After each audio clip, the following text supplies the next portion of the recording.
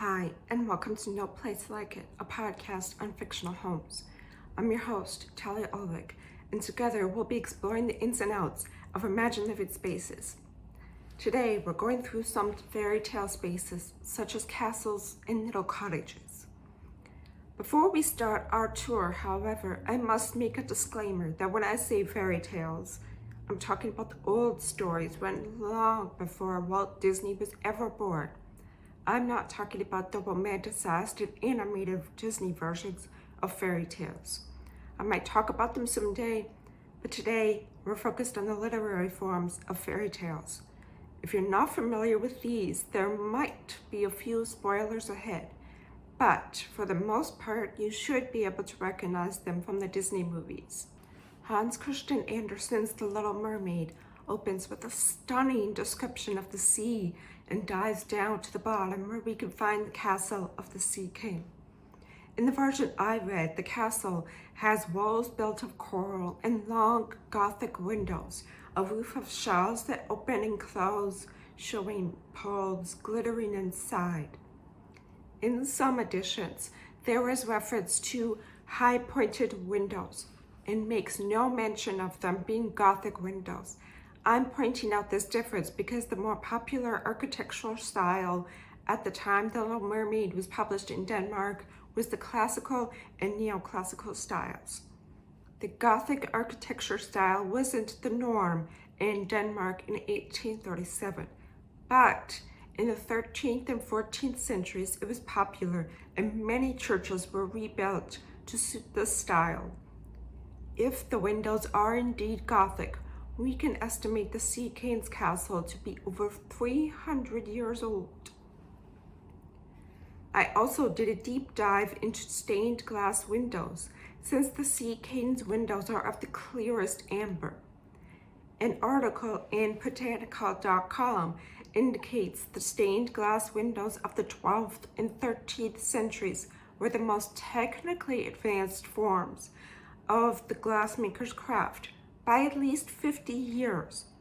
Since churches of the 12th and 13th centuries did not have the electricity for consistent lighting throughout, their main source of light was the sun, and that light was quite harsh in contrast to the rest of the dark interiors. So windows were made of stained glass with dark colors to soften the sunlight.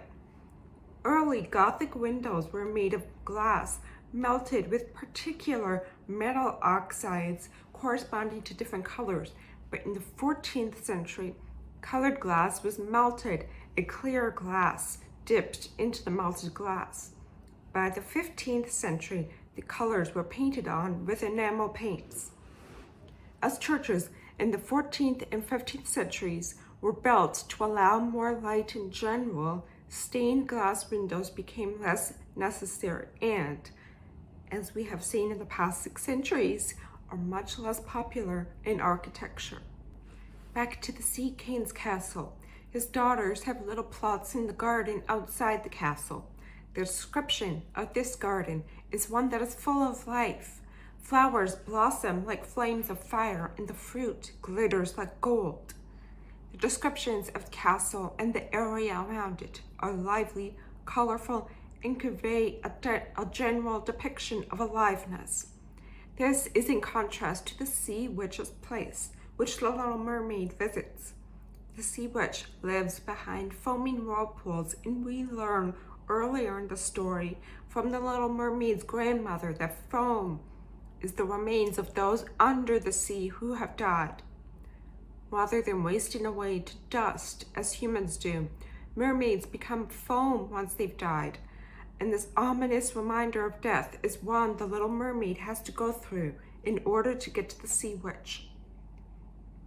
Once past the foaming whirlpool, the Little Mermaid notes there are no flowers or grass on the Sea Witch's floor, just bare and gray sand. The house is in the center of a forest of polyps, which the narrator describes as half animal, half plant. I googled this, and once I saw the image, I immediately closed the browser because I believe in not learning any more about the deep sea than I already know. is a place of mystery, and it must remain so to humanity. Near the polyps are skeletons of humans, which, in addition to the foaming whirlpools, really drives home for us that the Sea Witch's house is a place of death.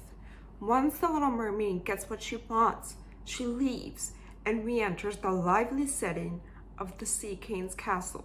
Later, she enters the human world, which is very much alive, but she is unable to live in it forever, and eventually passes on into the foam of the sea. These places of life and death are also reflected in the Sleeping Beauty tale as told by the Brothers Grimm. When the 15-year-old princess is pricked and she falls asleep, everyone and everything in the castle also falls asleep. Her parents, the king and queen, fall asleep by their throne in the great hall. Horses in the stable fall asleep, as do the dogs in the yard and pigeons on the roof.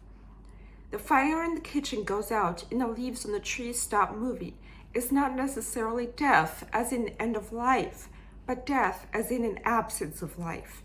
That is, until hedges of thorns grow over the castle and the many princes who come to wake the Sleeping Beauty get caught in the thorns and die miserable deaths. This happens over 100 years, which is a lot of sleep and a lot of dead princes, until there is one prince who is able to pass through the hedge of thorns and finds the princess. When he kisses this 115-year-old sleeping woman, she wakes up, and so does the rest of the castle. The life is no longer absent in this castle and is very present, as horses shake themselves and dogs jump and wag their tails. The pigeons fly off into the sky, and the 100-year-old meat in the kitchen starts sizzling again. It's not exactly the reverse of the Little Mermaid, but there is an opposite theme in which one goes from life to death and another from death to life. Not all fairy tales are about life and death, though, and a well-known tale is that of Snow White, the pale princess who lived with 7 dwarfs. The Brothers Grimm's story opens with the queen sewing at a window with a black ebony wood frame looking out at the snow. A little look into ebony wood shows us right away that it is one of the most expensive woods in the world. I can't speak to the ebony tree situation in the 19th century when Snow White was published, but nowadays the tree species is endangered, and in fact it is now illegal to sell, trade, or export the wood from Asia. The story goes that this queen wishes for a child with hair as black as ebony and skin as white as snow, which ends up happening, and this child is called Snow White. She eventually has to leave the castle and its ebony wood window frames and soon finds another home in the woods. Snow White walks into a cottage described as small but neat and clean. She quickly makes herself at home there, eating the food laid out on the table and drinking the wine from the mugs before falling asleep in one of the beds. When the owners come back from their work in the mines, they are at first put out by their food and wine being gone, as anyone would be. When they see Snow White sleeping in one of the beds, the dwarves let her stay, and in the morning they indicate she can live there at the little cottage, as long as she takes care of it and cooks, makes the beds, washes, sews, and knits. We don't know much about Snow White's life at the castle, but it is probable she was not often asked to participate in homemaking responsibilities.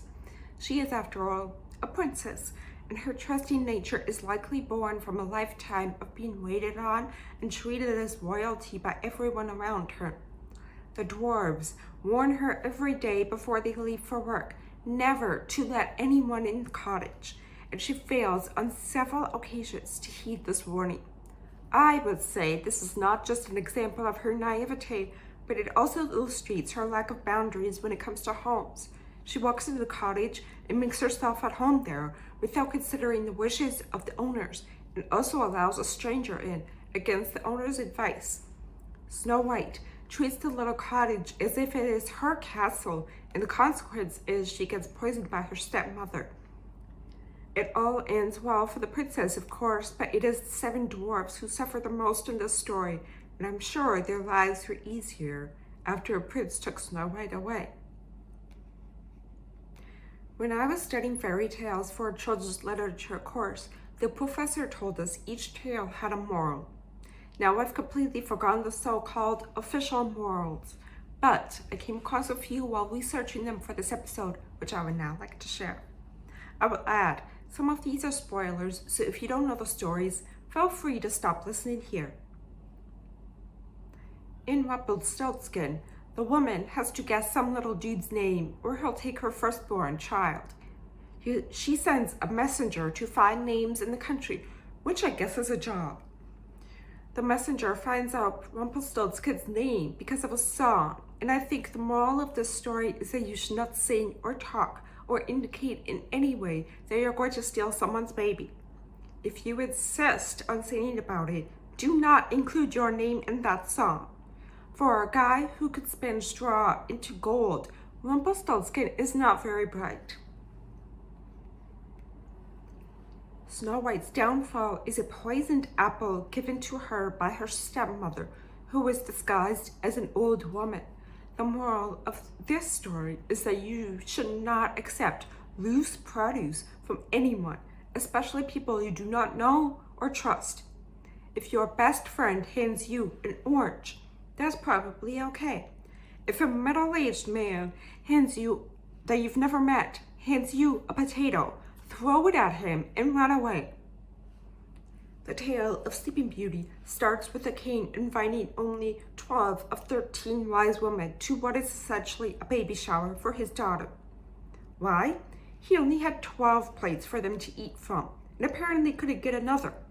So the 13th woman shows up and misdirects all her heart and anger at the baby. Not the king, the baby. I absolutely believe this woman was wrong to curse the baby for something her father did. But I think the real villain of the story is the idiotic man who chose to exclude someone instead of just getting another place setting. You can find scripts and research references at patreon.com/noplacelikeit. In 2 weeks, we'll be exploring crime scenes, specifically murder mysteries, and the locations in which they happen. If you enjoyed today's episode, please like, rate, and subscribe on Spotify, Apple Podcasts, or whatever platform you use for podcasts. Thank you so much for listening.